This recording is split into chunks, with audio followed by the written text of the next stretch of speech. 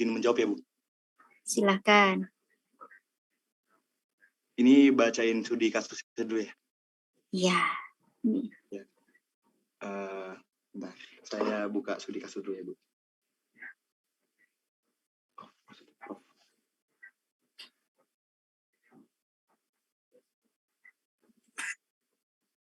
Saya izin share screen boleh ya Bu? Dibacakan aja. Oh, mau di screen boleh. Ya. Terima kasih Prof.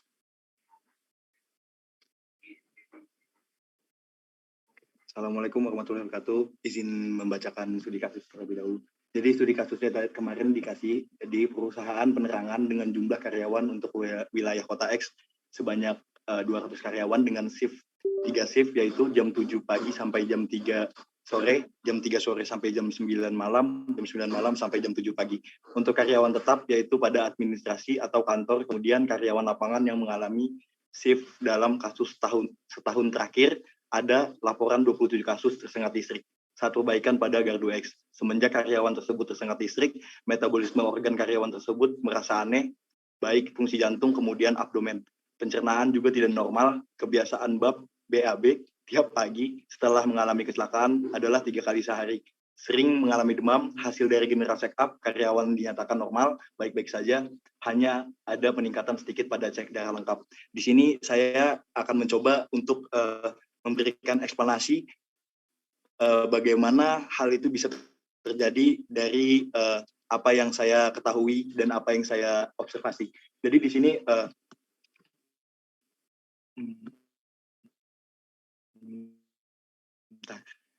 mungkin saya pakai ini ya. Jadi di sini saya membagi lagi. Jadi di sini ada 27 kasus tersengat listrik, di mana yang tersengat listrik itu dia BAB-nya 3 kali sehari, terus dia kena demam, terus dia tekanan darahnya naik sedikit pada saat general check up. Jadi yang pertama itu menurut saya ketika seseorang tersengat listrik itu akan ngaruh ke aliran darahnya, karena darah itu sendiri punya elektron. Jadi ketika terkena suatu sengatan listrik, elektron pada darah tersebut tidak normal. Jadi darah itu mempunyai tekanan dan aliran yang tidak seperti biasanya. Di sini sudah dijelaskan juga bahwa semua general check up itu normal ya. Jadi menurut observasi saya, jadi pada saat itu jantung terkena aliran darah tidak normal, jadi pompa darah ke seluruh bagian tubuh itu tidak stabil gitu. Jadi ke seluruh organ itu terkena dampak dari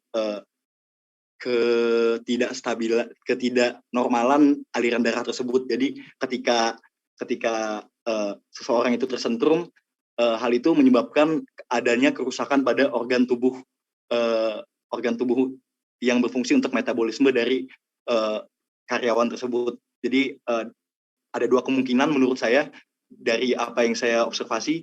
2 kemungkinan itu adalah, satu, kerusakan pada otot abdomen yang berfungsi untuk mengeluarkan feses itu, sehingga hal itu menyebabkan seseorang yang tersentrum itu harus menunggu fesesnya itu penuh dulu. Jadi memberikan tekanan, feses yang di atas itu memberikan tekanan untuk membantu pengeluaran itu, sehingga feses itu keluar dalam 3 kali sehari, di mana otomatis itu memberikan banyaknya feses itu memberikan tekanan lebih untuk keluar fesesnya. Terus yang kedua itu ada satu lagi dari saya, yaitu organ metabolismenya yang rusak. Seperti yang saya bilang tadi, ketika dia tersentrum itu mempengaruhi organ-organnya, jadi organ-organnya yang rusak. Misalnya seperti organ tiroid atau penghasil hormon tiroid, itu dia juga kena dampaknya dari aliran darah yang tidak normal tersebut, sehingga menyebabkan metabolismenya tidak normal. Lalu mungkin saya akan menjelaskan apa solusi yang bisa saya berikan untuk memberikan langkah preventif untuk agar kasus ini tidak terjadi lagi. Yang pertama, saya meningkatkan alat keselamatan kerja untuk meminimalisir kecelakaan kerja. Jadi mungkin memakai baju yang tidak menghantarkan listrik ataupun yang lainnya. Terus yang kedua, saya akan mengetes lalu mengklasifikasi karyawan terlebih dahulu untuk mengetahui karakter dari karyawan bersangkutan agar bisa ditempatkan sesuai dengan psikologi, sifat, cara kerja masing-masing. Jadi misal karyawan tersebut ketika tes dia adalah orang yang teledor, tidak hati-hati, maka bisa ditempatkan di tempat yang mungkin dia posisinya dia di penginovasi gitu, inovasi. Jadi dia fokusnya ke inovasi, apa yang bisa dia berikan ide-ide, dia bisa memberikan ide-ide untuk kebaikan PLN ke depannya. Mungkin kalau misal orang yang teliti dan hati-hati, dia bisa ditempatkan di lapangan. Itu menurut saya. Terus yang ketiga itu untuk karyawan tersentrum. Jadi tadi langkah preventif ya. Jadi untuk langkah yang saya lakukan untuk karyawan yang sudah tersentrum, sudah terlanjur tersentrum, mungkin bisa dipindah posisinya sesuai dengan hasil tes yang saya ajukan tadi, hasil tes karyawan, sehingga karyawan masih bisa bekerja maksimal pada tempat yang seharusnya mereka dipindah di situ. Tapi kalau misal pun dia nggak boleh dipindah, harus tetap di situ, maka perusahaan jika dimungkinkan melalui asuransi kerja, karyawan dirawat atau diobati terlebih dahulu sehingga dapat tetap bekerja. Mungkin segitu aja dari saya, jawaban saya. Mungkin teman-teman yang lain punya pendapat yang lain, ataupun mungkin punya pemikiran yang berbeda, boleh disanggah pemikiran saya, ataupun boleh memberikan tambahan untuk jawaban saya. Terima kasih. Assalamualaikum warahmatullahi wabarakatuh.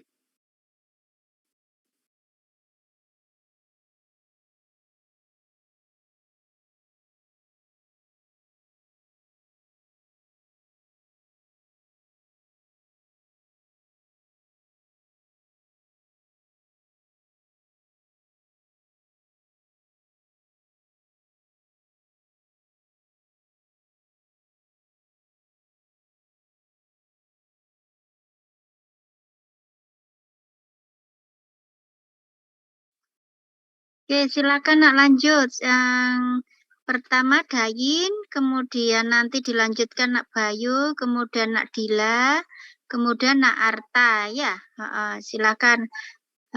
Terima kasih tadi nak Pandu sudah jawab. Silakan. Permisi Prof, izin menjawab pertanyaan nomor 1, yaitu apa yang saudara ketahui pengertian mengenai biologi dan sebutkan secara referensi dan klasifikasinya. Untuk nomor 1, pengertian biologi itu saya mendapat dari beberapa sumber. Yang pertama ada KBBI. Di KBBI sendiri itu biologi itu adalah ilmu tentang keadaan dan sifat makhluk hidup. Yang kedua ada dari Wikipedia. Di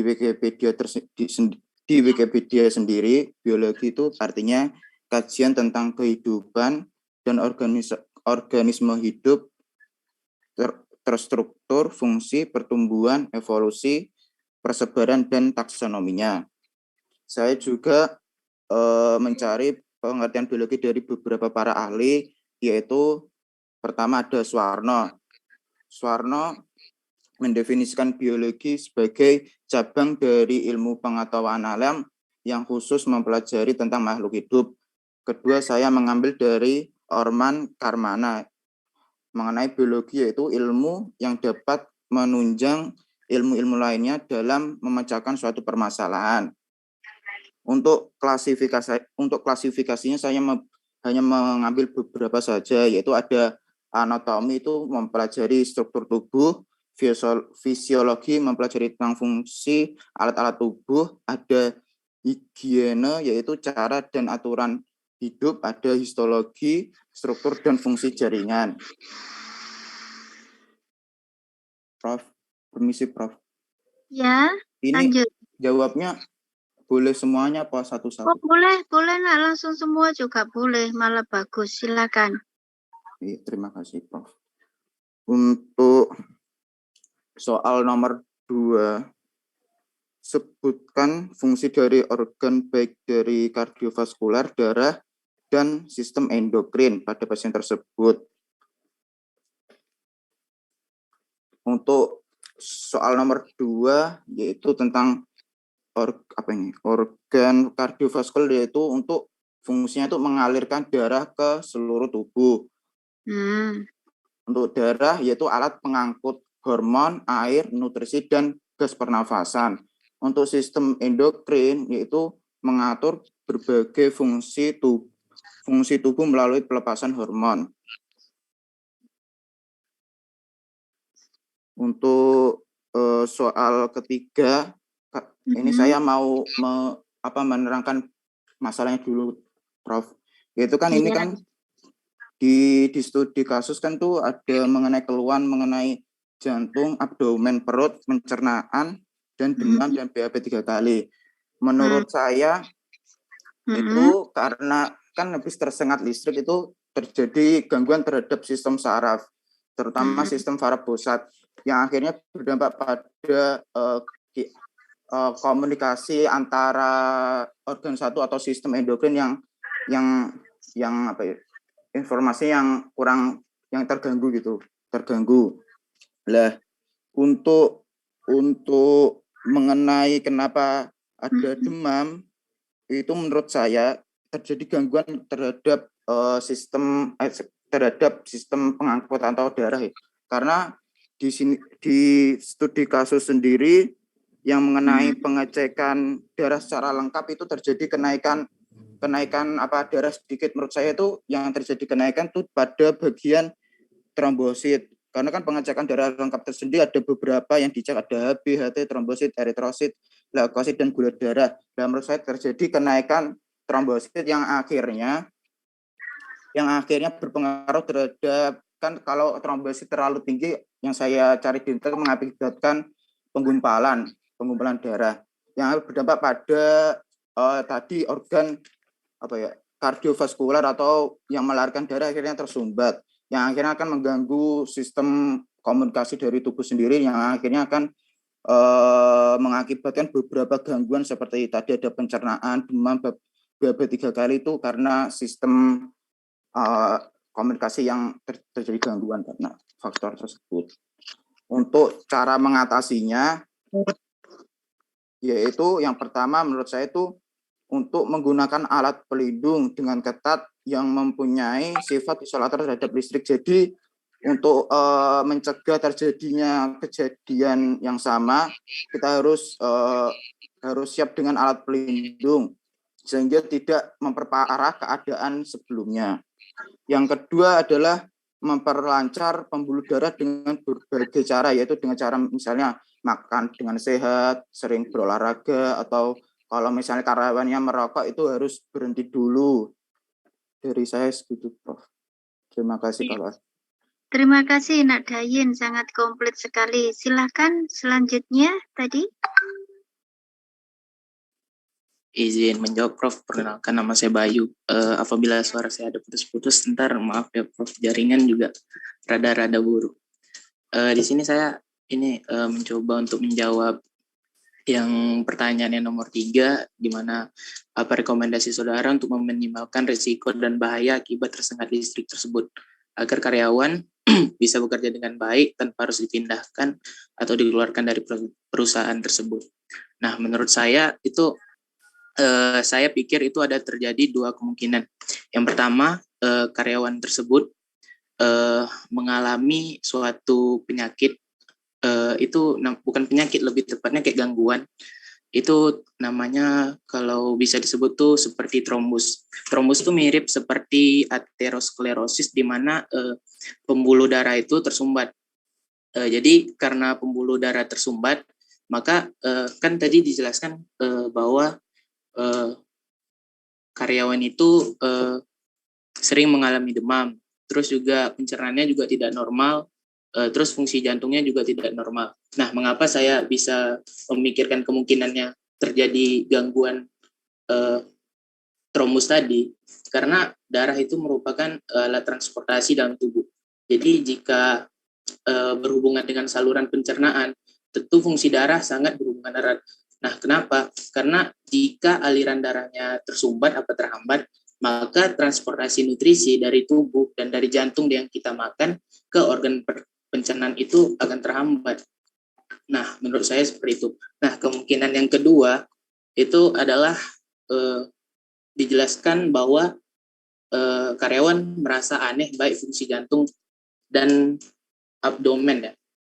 Nah, saya memikirkan bahwa kemungkinan karyawan tersebut bisa jadi mengalami gangguan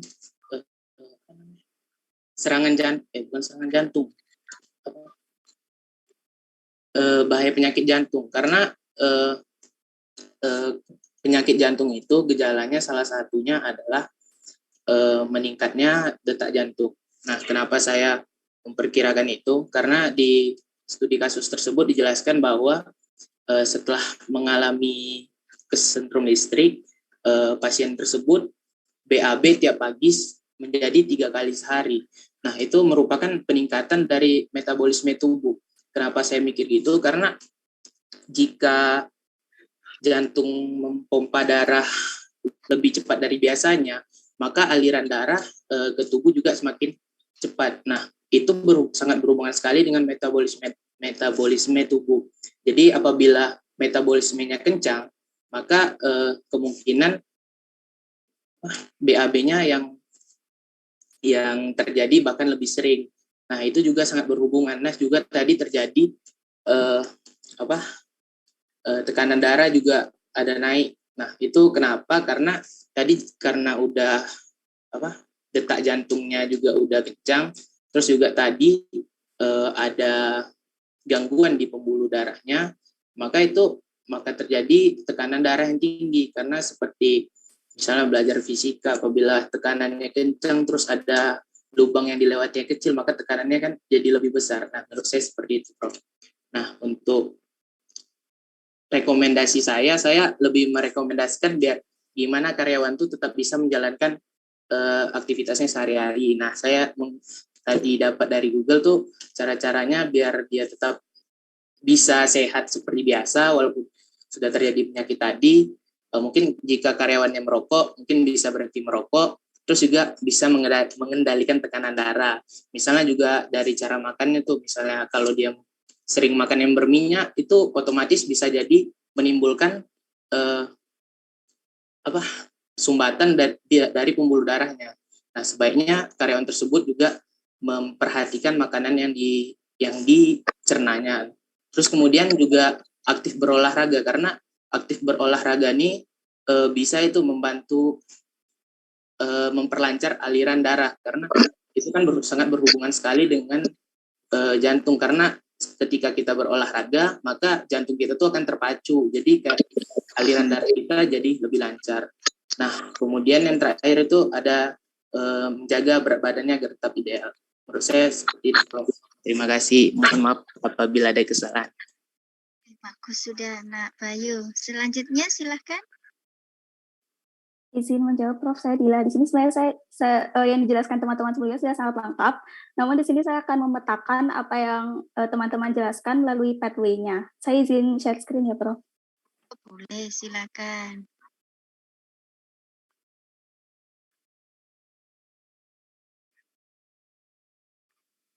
Apakah sudah terlihat? Nah, di sini pathway-nya dari kisah awalnya dimulai dari karyawan yang bekerja, lalu dia tersengat listrik. Di sini kita bisa melakukan forecasting dengan 2 cara. Yang pertama kita lihat dulu organ eksternalnya, apakah dia ada luka bakar. Namun dari general check-up-nya dia normal dan tidak terdapat luka bakar, berarti eksternalnya dia tidak apa-apa.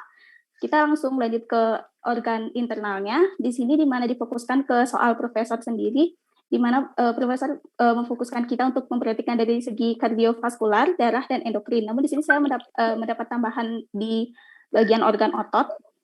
Nah, di kardiovaskular ini, karena akibat sengatan tersebut, seperti yang sudah dijelaskan sebelum-sebelumnya ada teman-teman juga, kalau sebenarnya 70% dari badan kita ini adalah air, jadi darah ini merupakan salah satu penghantar panas yang baik, dan itu hal yang buruk untuk kita jika kita tersengat listrik, sehingga sengatannya itu dapat merambat ke seluruh organ tubuh. Nah, dari kardiovaskular ini ada yang namanya aritmia. Aritmia ini merupakan fibrilasi atau irama jantung yang menjadi tidak beraturan dan cepat, yang bergantung pada seberapa banyak paparannya dan seberapa berat badan dari yang terkena sengatannya tersebut. Kemudian ada konduksi abnormal, di mana di sini ada kondisi ketika jantung melambat, dan ini tentu saja bukan merupakan salah satu gejala dari general check-up-nya. Lalu ada rusaknya miokardium. Rusaknya miokardium ini bisa disebabkan karena sengatan tersebut membuat keadaan iskemik yang membuat kurangnya suplai oksigen ke selaput jantung. Kemudian dari darahnya sendiri, ini maaf ya sangat kecil. Dari apa-apa. ini ada Dokumennya kan harus detail. Oke, enggak apa-apa, silakan, Nak. ya ini ada pembentukan gumpalan darah di sini dan gangguan pembekuan darah serta pecahnya pembuluh darah. Menurut forecasting saya sendiri, kenapa hanya terdapat sedikit kenaikan dari sengatan listrik tersebut? Karena meskipun terjadi fibrilasi atau jantungnya itu berdegup dengan kencang, ini tuh tetap ada pembentukan gumpalan darah di sini. Jadi kayak masih ada ketidakseimbangan tersebut sehingga yang kenaikannya cuma sedikit. Lalu pada sistem endokrin sebenarnya teman-teman juga bisa menambahkan jika kelenjar-kelenjar yang saya sebutkan di sini masih kurang lengkap. Di sini ada kelenjar adrenal medula, di mana kelenjar ini menghasilkan hormon epinefrin dan adrenalin pokoknya ini hormon-hormon ini berfungsi untuk meningkatkan aliran darah ke otot dan merangsang jantung untuk berdetak cepat. Dan ini sesuai dengan apa yang ada di general medical check-up-nya. Terus ada kelenjar adrenal cortex, yang ini tuh letaknya ada di selaput ginjal. Ada hormon aldosteron dan hormon kortisol. Hormon aldosteron ini berfungsi untuk mengatur elektrolit dan tekanan darah. Mungkin ini merupakan salah satu mengapa pasien ini bisa terjadi sering demam, karena elektrolitnya yang tidak seimbang, dan ini bisa disebabkan karena hormon ini. Kemudian ada hormon kortisol, ini berfungsi untuk mengatur kadar gula dan metabolisme. Nah, karena hormon ini yang tidak seimbang, maka metabolismenya pun menjadi terganggu. Lalu ada hipofisis. Pada hipofisis anterior juga ada hormon ACTH, yang saya sendiri juga masih kurang ingat kepanjangannya apa. Ini memiliki fungsi untuk mengarahkan kelenjar adrenal untuk menghasilkan kortisol dalam mengontrol tekanan darah, regulasi gula darah, dan meningkatkan metabolisme tubuh. Dan ini semua itu memiliki hubungan mengapa gejala-gejala yang timbul seperti itu. Nah, selain itu di sampingnya ada otot. Di sini saya menghubungkan ototnya dengan abdomen atau yang bagian perutnya sudah dijelaskan Pandu tadi itu. Jadi hiperkontraksi serabut otot, dan dalam hiperkontraksi serabut otot ini terjadi pelepasan, pemecahan, dan pembentukan hormon ATP dan ADP. Nah, ini kontraksi ototnya mungkin ini juga bisa berpengaruh kepada metabolisme dari pasiennya tersebut. Nah, ini ketika dihubung-hubungkan mungkin bisa dilihat ini ya, mungkin agak ngejelibet ya karena kurang pitch. Nah, ini karena hal-hal tersebut, maka gejala yang muncul pun terjadi seperti ada sedikit peningkatan pada cek darah lengkap, lalu ada pencernaan yang tidak normal atau BAB yang tidak lancar atau bahkan berlebih, lalu sering demam karena kurangnya elektrolit. Lalu sebenarnya karena ini merupakan bagian yang ada di internal organ, dan kita sebagai teknik industri kan cuma hanya bisa forecasting. Hal yang paling baik untuk dilakukan adalah perujukan ke dokter spesialis penyakit dalam agar pasien ini mendapatkan penanganan yang paling tepat begitu. Dan untuk nomor 2 mungkin sekian begitu dari saya. Untuk nomor 1 dan nomor 3 ya sudah disebutkan secara lengkap oleh teman-teman. Terima kasih, Prof. Saya izin stop share. Ya, makasih Nak, sangat detail dan sangat relevan sesuai dengan literatur. Cuma sedikit saja nanti penyampaiannya dibetulkan ya. Oke, silakan selanjutnya. Makasih Nak. Ya, Prof. Baik, Prof. Izin untuk menyampaikan jawaban saya. Baik, perkenalkan saya Arta Yasa. Sebelumnya terima kasih atas waktu yang diberikan, Prof. Mengenai jawaban saya sendiri itu sebenarnya sudah disampaikan oleh teman-teman tadi, sehingga saya akan menyimpulkan di sini dan juga menambahkan sedikit apa yang disampaikan oleh teman-teman. Yang pertama mengenai pengertian biologi itu, mulai dari pemecahan katanya itu, yaitu dari kata bios yang berarti kehidupan, dan juga kata logos yang berarti ilmu. Sedangkan menurut Dwijo Saputro, biologi itu adalah sebagai ilmu pengetahuan yang merupakan Pak De suruh sebentar.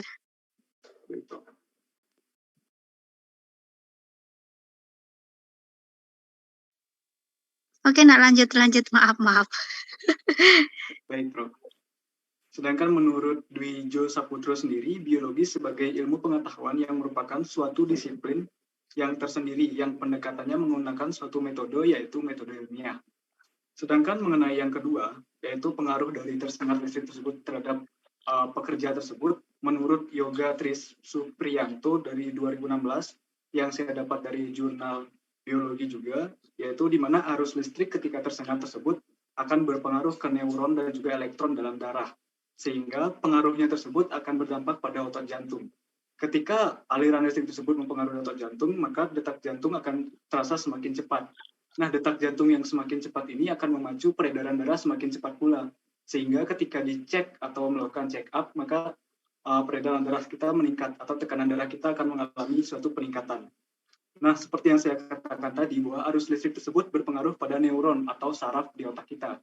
Nah, ketika otak kita terkena pengaruh dari luar atau rangsangan dari luar, maka saraf-saraf tersebut akan berpengaruh juga dengan kinerja tubuh kita. Salah satunya yaitu saraf berpengaruh pada kerja abdomen. Nah, kenapa pekerja tadi itu bisa BAB 3 kali sehari? Karena saraf yang terkontrol tersebut mengalami suatu kerusakan atau gangguan, sehingga mempengaruhi kerja abdomen tersebut. Baik, mengenai jawaban nomor 2, sekian dari saya, sedangkan jawaban nomor 3 sendiri sudah jelas dipaparkan oleh teman saya tadi. Mungkin dapat saya simpulkan sedikit bahwa bagaimana cara menanggulangi hal tersebut itu bisa dengan cara olahraga, berhenti merokok, dan juga berkonsultasi kepada dokter terkait agar mendapat penanganan yang lebih spesifik. Seperti itu dari saya, Prof. Terima kasih. Oke, terima kasih Nak Arta. Selanjutnya silahkan. Ya, oke. Assalamualaikum warahmatullahi wabarakatuh. Terima kasih, Prof. Cuma saya di sini, saya ingin menambahkan sedikit saja mengenai yang nomor 3, lebih ke analisisnya kenapa analisis mengenai si karyawan itu sendiri. Nah, menurut saya masalah utamanya adalah di hipotalamus. Nah, menurut saya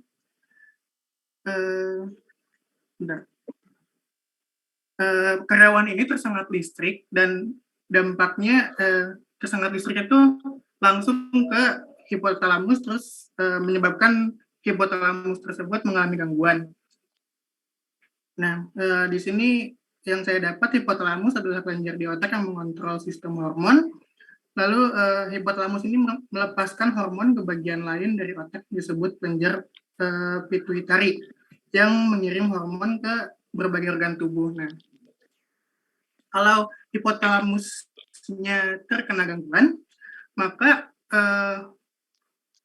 organ-organ lain yang mendapat hormon dari hipotalamus tersebut akan mengalami gangguan pula.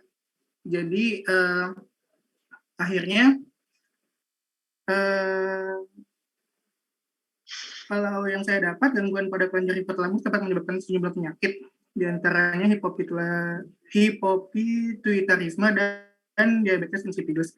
Lalu beberapa gejalanya merupakan penurunan berat badan, penurunan nafsu makan, peningkatan atau penurunan tekanan darah, sering buang air kecil, sulit tidur, lalu gangguan pada tumbuh kembang, pubertas lambat, dan lain-lain. Ini selaras dengan apa yang dialami oleh karyawan ini, yaitu kebiasaan BAB tiap paginya jadi tidak menentu gitu, 3 kali sehari gitu. Lalu sering mengalami demam, lalu hasil dari general check up-nya karyawan dinyatakan normal baik-baik saja. Kalau ada gangguan pada organ dalamnya, mungkin akan langsung terdeteksi gitu. Hanya di sini dinyatakan normal dan hanya ada peningkatan sedikit pada cek darah lengkap gitu. Dan yang saya rekomendasikan tentu sudah diberitahu oleh teman saya sebelumnya, karyawan ini harus segera cek ke dokter penyakit dalam untuk penanganan lebih lanjutnya. Seperti itu, Prof. Terima kasih. Oke. Sudah? Masih ada yang mau menjawab? Sudah semua ya? Oke.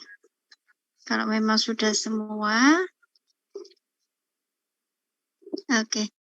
Anak-anakku, terima kasih atas jawabannya dan itu sudah detail sekali.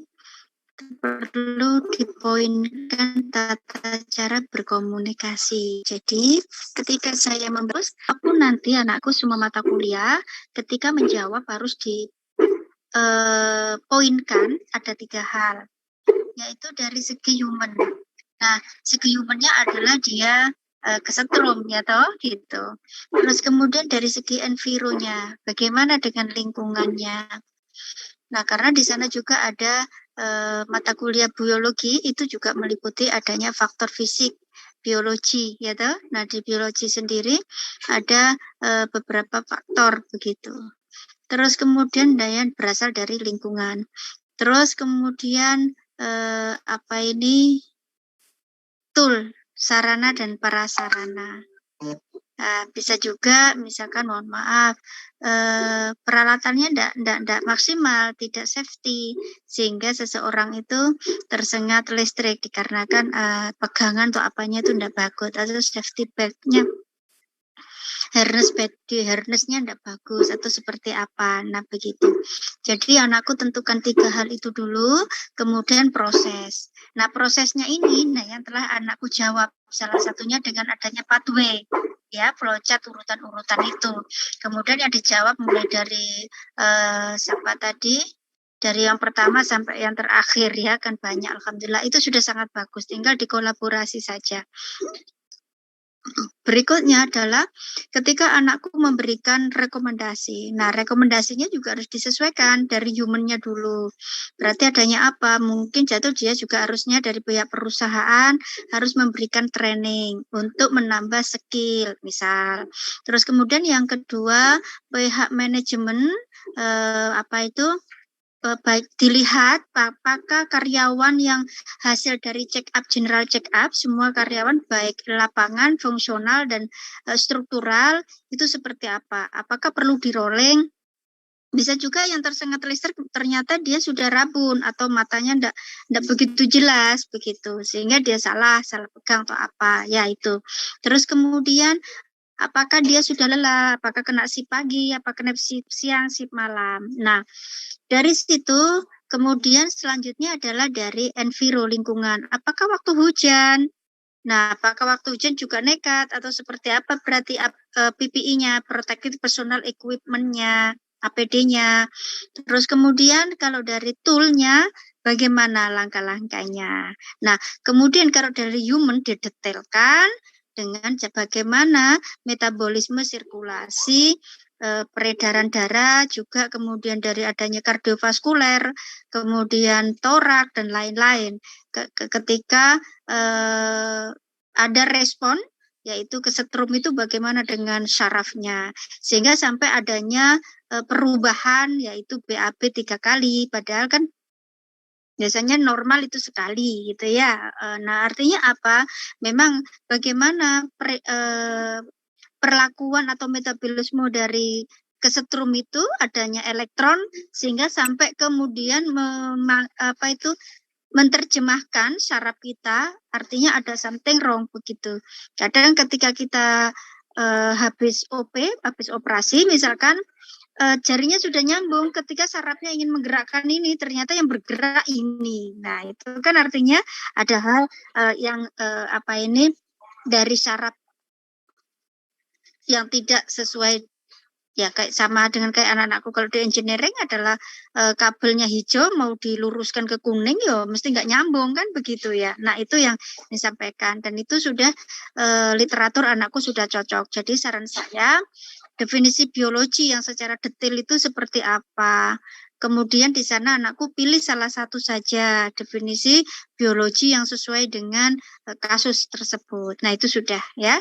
Jadi nanti sebenarnya setiap studi kasus begini, anakku setelah mendengarkan rekaman jawaban teman-temannya bisa ditulis. Nah, dari ditulis itu nanti dikumpulkan sehingga ketika UTS anakku nggak terlalu banyak belajar begitu kan, bisa untuk mapel mata pelajaran atau mata kuliah yang lainnya, sehingga anakku semua bisa nilainya bagus semua begitu. Itu harapannya Prof begitu ya. Oke. Sekarang silakan ditulis untuk studi kasus untuk hari esok. Oke.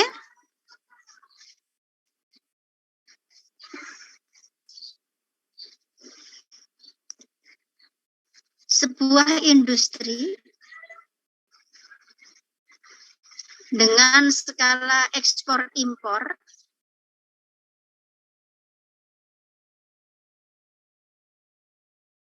di bidang sudah di bidang plywood, ya, di bidang plywood. Oke.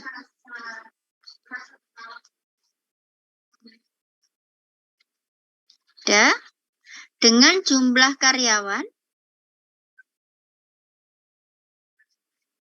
360. Oke. Dengan adanya 3 shift pagi, shift siang, dan shift malam. Dengan jumlah jam kerja 8 jam, 1 jam istirahat. Oke, sesuai dengan Undang-Undang Nomor 1 Tahun 1970 mengenai keselamatan dan kesehatan kerja. Ya.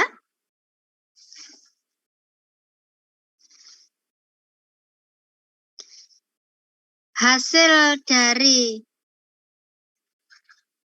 general check up tahunan diketahui ada 70 karyawan mengalami leukemia,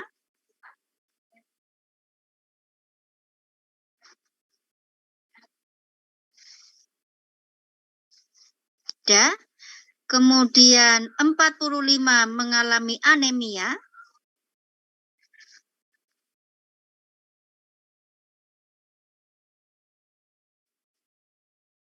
16 hipertensi, dan lainnya adalah presentasi mengalami penyakit-penyakit degeneratif.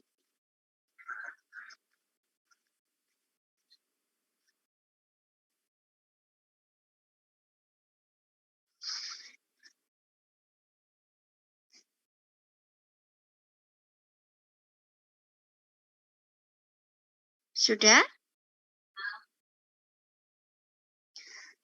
Dilihat dari hasil labnya juga untuk lab darah lengkap.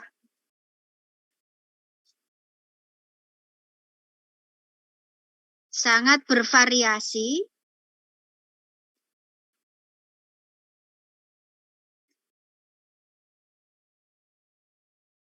Ada yang LDL-nya sangat tinggi dan ada yang rendah.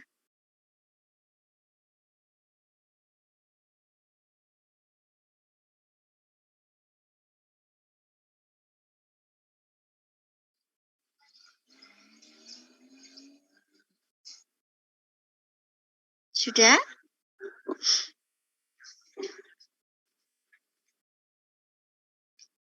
Ada yang tiba-tiba karyawan mengalami menggigil,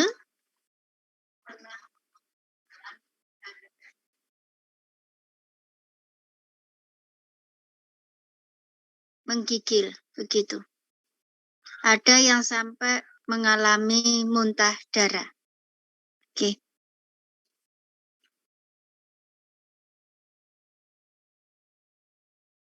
Pertanyaannya, apa yang saudara ketahui mengenai sistem peredaran darah manusia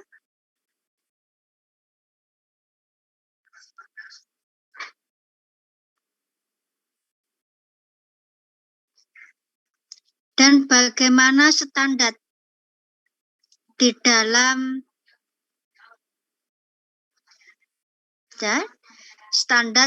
dalam uji laboratorium mengenai darah.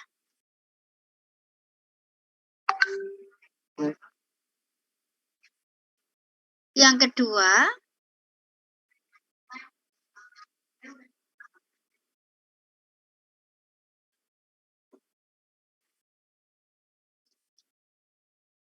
buatlah flowchart sistem peredaran darah seluruh tubuh, yang mana sel darah merah, sel darah putih, kemudian leukosit, ya nak ya, monosit, kemudian lysosom,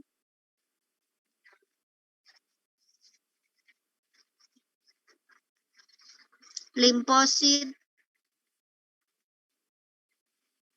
keping darah, trombosit ya, maksudnya Prof di sini. Itu merupakan satu kesatuan yang tidak bisa dipisahkan dan terangkan fungsi dari masing-masing komponen darah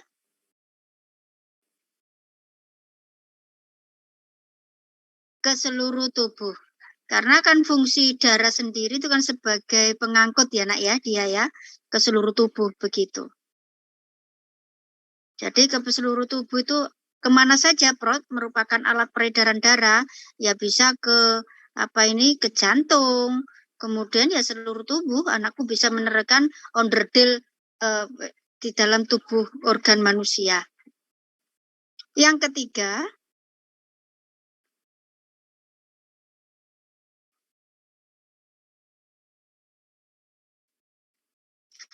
terangkan secara singkat peredaran darah manusia, hewan, itu. Dan sebutkan, yang ketiga, langkah apa untuk menstabilkan kondisi peredaran manusia agar manusia tetap seimbang dan dikatakan karyawan itu sehat. Oke.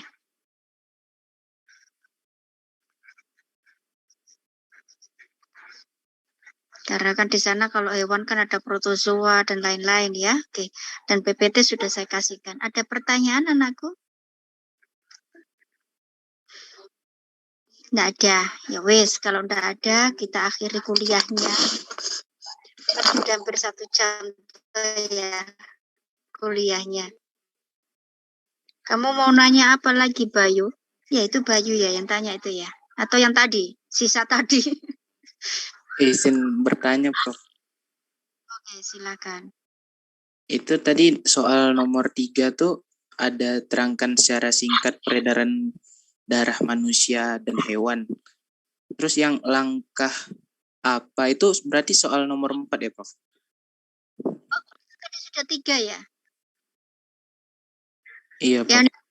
Ya kan 4W, nomor 3 itu bikin, oh ya sorry. Nah, iya nomor 4. Maaf. Terima kasih diingatkan Nak Bayu. Baik, Prof. Terima kasih, Prof. Sama, ya udah. Terima kasih sekali anakku.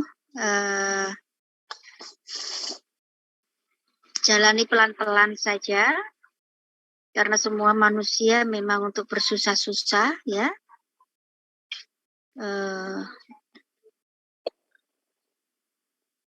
Pasti untuk mendapatkan hasil yang baik pasti butuh pengorbanan yang besar ya. Mungkin itu saja, tetap semangat dan bahagia. Tolong ciptakan kebahagiaan pada diri anakku sendiri dan cari manajemen stres yang seperti apa sehingga itu bisa meminimalkan hal-hal yang negatif.